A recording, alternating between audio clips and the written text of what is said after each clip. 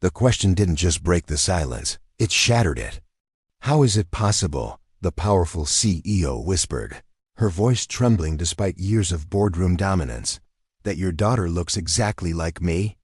The executives seated around the glass conference table stopped breathing.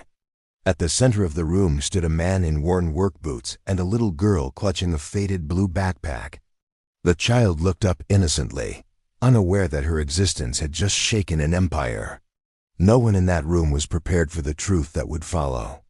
And by the time the answer came out, 3 lives would be rewritten forever. But before we step into this unforgettable story of regret, redemption, and unexpected family, take a moment to subscribe to the channel. Stories like this remind us that kindness can outlast power, and love can rewrite even the most painful past. Now let me tell you about the day everything changed. Marcus Reed had never imagined walking into a skyscraper that touched the clouds. The marble floors beneath his boots gleamed like mirrors. The air smelled faintly of polished wood and expensive perfume. Everything felt too quiet, too refined, for a man who spent his days loading freight in a shipping warehouse. Marcus was not a man of wealth, he was a man of endurance. Beside him stood his 8-year-old daughter, Sophie. She held his hand tightly, her dark curls brushing against her shoulders, her wide hazel eyes absorbing every detail of the towering building around her. Marcus bent slightly toward her. "You okay?" he asked softly. She nodded. "I'm just nervous." "So am I," he admitted with a faint smile. 7 years ago, Marcus's life had been stitched together by grief. His wife, Elena, had passed away from a sudden illness when Sophie was just a baby. Marcus remembered holding his infant daughter in a hospital hallway, promising his wife he would do everything he could, and he had. He worked double shifts, sometimes triple. There were nights he slept only 4 hours. There were months he barely bought new clothes for himself, so Sophie could attend school in shoes that fit properly. But he never complained, because loving her gave his exhaustion meaning. The truth, however, was something only Marcus carried in his heart. Sophie was not his biological daughter. 7 years earlier, on a bitter winter night, Marcus had been driving part-time for a ride-share service after finishing a warehouse shift. Snow had been falling in thick sheets, covering the city in silence. When he ended his last ride and parked under a flickering street lamp, he heard something, a faint cry.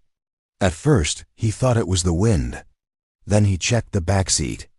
There, wrapped in a cream-colored blanket, was a newborn baby girl. Her tiny fists trembled from the cold. Beside her lay no note, no identification. Only a small gold pendant shaped like a crescent moon with the letter A engraved on it. Marcus's heart stopped. He called the police immediately. The baby was taken to the hospital. An investigation began. But no one came forward. Days turned into weeks. The infant remained unnamed. Marcus visited every day. At first, he told himself it was out of responsibility. But the truth was deeper. Holding her reminded him that life, even after devastating loss, could begin again. When the child was legally declared abandoned, Marcus made the most life-altering decision of his life. He adopted her. He named her Sophie, a name Elena once said she loved. From that moment on, Sophie was his daughter in every way that mattered. Years passed. Sophie grew into a bright, thoughtful child who loved to draw. Her artwork always carried emotion beyond her age. Families holding hands, stars lighting dark skies, people finding each other across distance.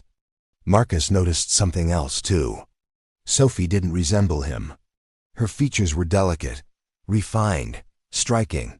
Teachers often commented that she looked like she belonged on magazine covers. Marcus would smile and say nothing. The crescent moon pendant remained tucked safely in a small wooden box in his drawer, a reminder that her story had begun before him. Everything changed the day Sophie's elementary school announced a citywide creative arts competition. The event was sponsored by one of the largest corporations in the country, Astronova Enterprises. The winner would receive a full educational scholarship, personally funded by the company's CEO, Alexandra Vale. Alexandra Vale was a legend.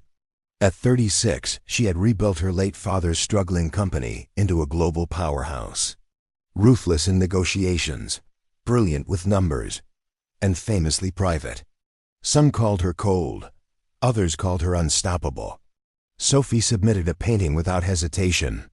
When Marcus saw it, he felt his throat tighten. The artwork showed a little girl standing between two silhouettes, one shadowed, one glowing softly in light. Above them, a crescent moon watched over the scene. At the bottom, in careful handwriting, Sophie had written, "Love finds its way back." Marcus didn't know why, but the words unsettled him. The competition was held at Astronova's headquarters. That was how Marcus and Sophie ended up standing in that intimidating boardroom. When Alexandra Vale entered the room, conversation stopped instantly. She walked with quiet authority, dressed in a tailored navy suit, her dark hair pulled back neatly. She scanned the displayed artwork with professional detachment. Until she saw Sophie's painting, she froze, her gaze locked onto the crescent moon. Her hand trembled, then she turned and saw Sophie. Time slowed. The same eyes, the same small birthmark just below her left ear.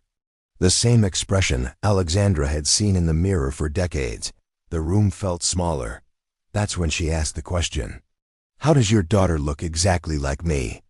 Marcus felt Sophie's fingers tighten around his. He had imagined this moment many times. He took a steady breath. And he told the truth. About the winter night. About the back seat. About the pendant with the letter A. As he spoke, Alexandra's carefully constructed composure began to fracture. 7 years earlier, she had been a different woman. Younger. Afraid. She had been in a relationship with a man who disappeared the moment he learned she was pregnant. Her board of directors had warned her that a public scandal could destroy the fragile company she was trying to save. Under pressure, alone, terrified, she made a choice she had regretted every day since.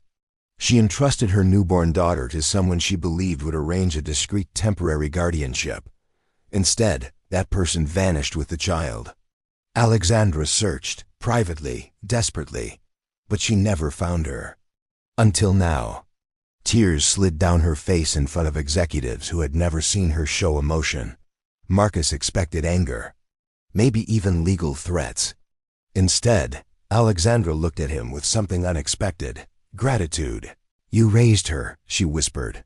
Marcus nodded. "With everything I had." He met her eyes. "She deserves the truth. But she also deserves stability. I won't let her feel like she's being claimed or transferred." Alexandra swallowed. "You loved her," she said. "Yes, and you still do. Always." The silence that followed was not hostile. It was sacred. DNA tests confirmed what was already obvious. Sophie was Alexandra's biological daughter.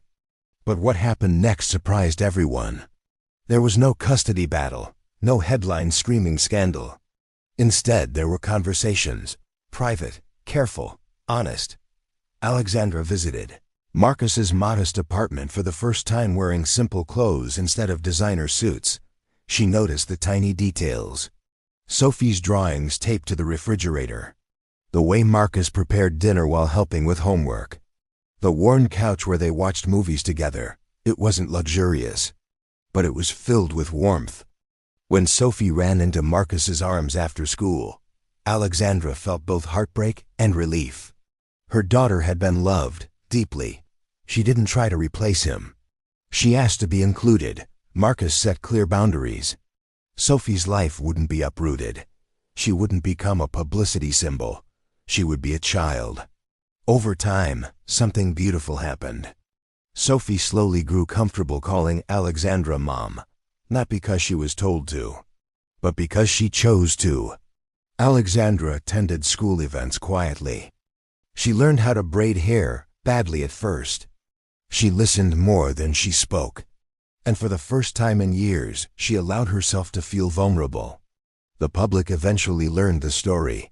Instead of hiding it, Alexandra spoke openly. She admitted her fear, her mistakes, her regret. But she also spoke about Marcus, the man who chose love without obligation. The world saw a different side of her, not just a CEO, but a mother. Inspired by Marcus's struggles, Alexandra launched a foundation supporting single parents and abandoned children. Marcus didn't quit his job immediately. He enrolled in evening business classes instead, encouraged by Alexandra, but funded anonymously through a scholarship he earned on merit. Years passed. Sophie grew into a confident young woman. On the anniversary of the art competition, she stood on a stage once again, this time as a keynote speaker at a charity gala. She looked radiant under the lights. "My life taught me something powerful," she said. "Family isn't about who started your story. It's about who stays to finish it with you." She looked at Marcus. "Dad taught me strength." Then she looked at Alexandra. "Mom taught me courage." In the audience, the warehouse worker and the CEO sat side by side. Not competitors, not strangers, but partners in the most important job of all, loving her. Before we close this story, if it touched your heart even a little, take a moment to like, comment, and subscribe. Your support helps stories like this reach someone who might need hope today. And here's something to think about. Sometimes life separates us through fear. Sometimes it humbles us through struggle. But when courage meets kindness, even the deepest regret can transform into redemption. That day in the boardroom didn't just reveal a secret. It opened a door to forgiveness, to healing, to a future none of them expected. And all because one exhausted single father chose love on a snowy night without knowing he was rewriting 3 destinies forever.